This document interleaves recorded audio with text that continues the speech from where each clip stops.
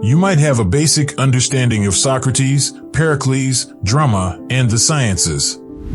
Your understanding might even extend to mythology about legendary heroes and gods from antiquity. But how much specific information about Greek daily life do you actually know? Here is a compilation of fascinating details about the outstanding ancient civilization that you probably didn't know.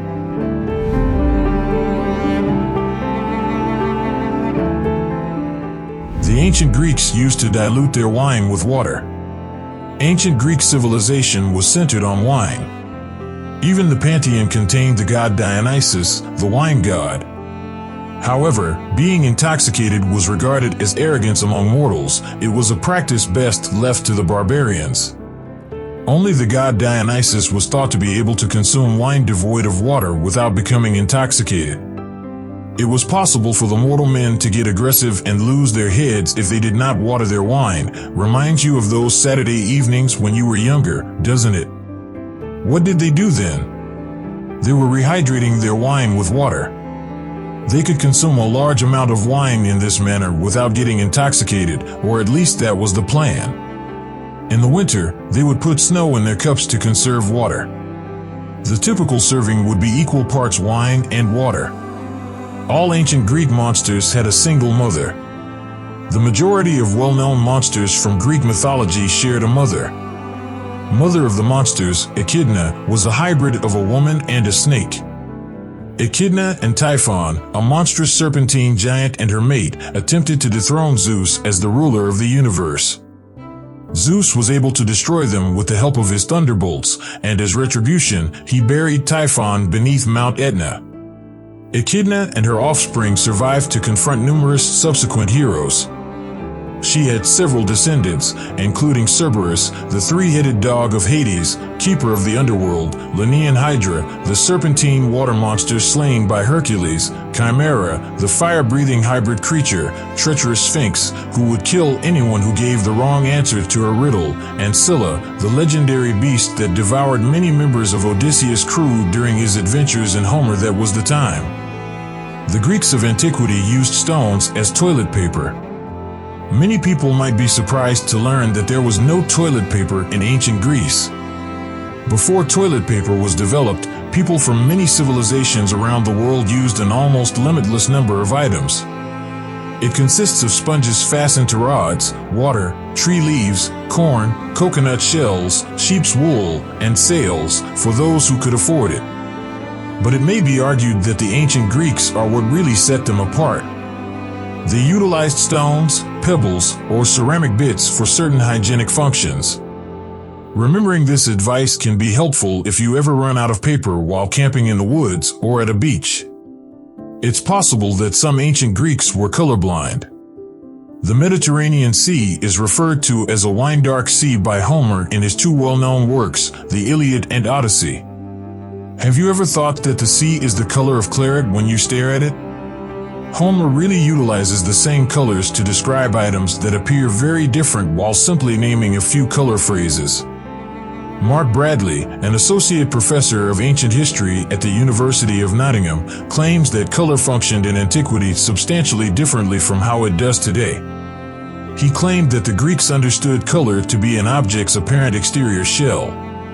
So that it wouldn't be red, the fire was colored like fire. It would have the color of dirt. The skin would be colored like skin, and the sky would be colored like sky. They wouldn't speak in terms of the modern, abstract color schemes. Ancient Greeks used two methods to measure time. The phrases chronos and kairos were used by the ancient Greeks to describe two different concepts of time. The first one alludes to time as we currently understand and measure it, or chronological time. The latter designates a suitable or advantageous moment for action. In other words, the ideal moment to take action. Kairos is qualitative in character as opposed to Chronos' quantitative nature. Kairos was regarded as one of the most fundamental rules of the cosmos by the ancient Pythagoreans. Kairos is a key component of Aristotle's rhetorical strategy. The time and place environment in which the proof will be presented is what he means by Kairos. Ancient Greek males displayed their status quo through their hair. A man's beard represented his status. Men competed with one another over who had the best grooming, therefore having a good hairdresser was extremely valuable. In fact, the beard was regarded by the ancient Greeks as a mark of knowledge and manliness. The cowards were punished by having some of their beards shaved by the Spartans. They valued the human body's hair as the most precious resource because they thought it provided the deceased with energy for their journey to the underworld. However, the ancient Greeks did not view hair loss as a bad thing. On the contrary, it demonstrated their intelligence. Because of this, most statues of philosophers have bald heads. When you visit Greece, you'll undoubtedly notice that the vast majority of Greek men still have beards today, a practice that dates back thousands of years. Like modern ladies, ancient Greek women used jewelry to decorate themselves. Women in ancient Greece gave a lot of thought to how they looked. They used a hot iron to create curls to their blonde hair after coloring it.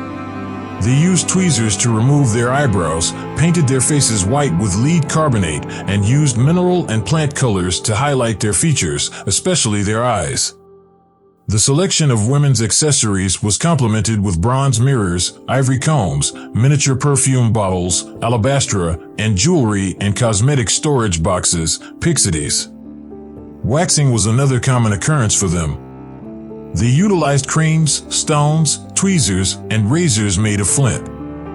Greeks of antiquity were deeply superstitious. Greeks of antiquity were extremely smart but also deeply superstitious. Their daily lives included a significant amount of superstition. They would avoid major duties like marriage or sowing on certain days of each month because they were thought to be foreboding. Before performing some chores, they would also take precautions to avoid upsetting the gods. Taking the example of crossing a river after offering prayer. One belief, meanwhile, has persisted in Greece until this day. The alleged evil eye. Greeks continue to have the belief that jealousy and good or bad envy can lead to someone casting the evil eye on another person. Yawning, a severe headache, and dizziness are signs of the evil eye. The good news is that by performing the specific counter ceremony, the spell can be broken. Greece still holds on to the belief of the evil eye. Most vehicles have an amulet in the shape of eye hanging from the rearview mirror to protect the occupants. Many Greeks wear bracelets that resemble eyes. Pregnancy tests were also used in ancient Greece. Pregnancy tests are not a contemporary invention. The way the ancient Greeks determined whether a woman was pregnant was somewhat peculiar. Overnight, they would place a garlic clove in the woman's vagina. The following morning, if she wasn't pregnant, her breath would smell like onions. In order for the stench to reach the woman's mouth, the woman's tomb had to be unobstructed if there was no child. Greek sculptures weren't all white. The white marble statues from antiquity that you see in museums now were originally painted and decorated with vibrant colors. The only cause of the colors fading is aging. In reality, Hercules is known as Heracles. In Greece, the illustrious Greek hero noted for his 12 labors is known as Heracles. Alcides was the original name of Heracles. One of the worst Greek gods for wanting vengeance was Hera, though. Hercules was the most despised of Zeus's illegitimate children in Hera's eyes. Heracles, which means Hera's splendor, was the name his mother, Alcmene, gave him in an attempt to appease her. Later, the name was Romanized as Hercules. However, based on our best assessment, this test was probably not very accurate. However, the great physician Hippocrates also believed that administering honey with water may provide trustworthy outcomes. Before going to bed, the woman would drink a glass of water with diluted honey. If she woke up with cramps and bloating, the test was positive.